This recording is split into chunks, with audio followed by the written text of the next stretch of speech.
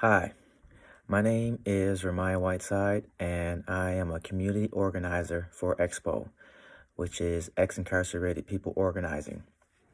EXPO is led by a group of directly impacted people, and we strongly advocate for a better, fair, more just process for all of our returning citizens. We collaborate and partner with many other organizations to address the historical systemic inequities and disparities that have been a staple of our democracy and our society for decades now. One of the things that is very important to me is my right to vote, or the fact that I will not be allowed to vote until I'm 68 years old. As a directly impacted person who is now transitioning back into the community and doing my best to stay constructive and stay positive and stay pro-social and be fully active in our processes, it's important for me to have an additional stake in how things are done, to have an additional stake in being able to address our elected officials. As soon as I tell them I am not their constituent, or I am currently on parole or supervision, they stop listening because my opinion doesn't matter. It doesn't count. They listen to their voting constituents. You all are their voting constituents. So EXPO and me, Ramiah Whiteside, need your support in legislation geared towards reinstating our returning citizens' right to vote.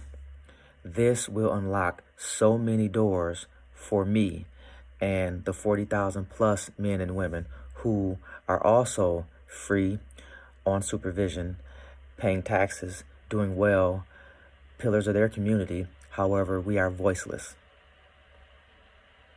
So we need your assistance in helping unlock the vote for us so we can adequately advocate for a better school system. We can advocate for better infrastructure. We can advocate for better jobs. We can advocate for each other so we can have our voices heard. And until the vote is unlocked for us, our elected officials simply aren't going to listen. This is not just important for us to have our voting rights reinstated.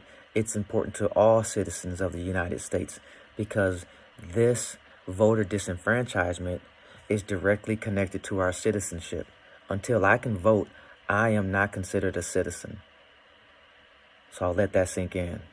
Until I can vote, I am not a legitimate citizen of these United States of America. However, I pay taxes. I have no say-so in what happens to the revenue that I willingly supply our government with. So I call on everyone who is seeing this or listening to this to contact your elected officials and ask them, why is Wisconsin one of the last states to reinstate voting rights for returning citizens? Why is Wisconsin not more like Vermont or Maine, who actually they allow incarcerated men and women to vote? Right now, until I am off parole, which would be the year 2041, I will not be allowed to vote. Ask our elected officials why Wisconsin is not being allowed to be more progressive, why Wisconsin is currently not allowing over 60,000 men and women, 40,000 of which who are on active supervision. The other 18 to 20,000 are currently incarcerated. Why we are continuing to perpetuate a system of voter disenfranchisement that limits all of us. Thank you.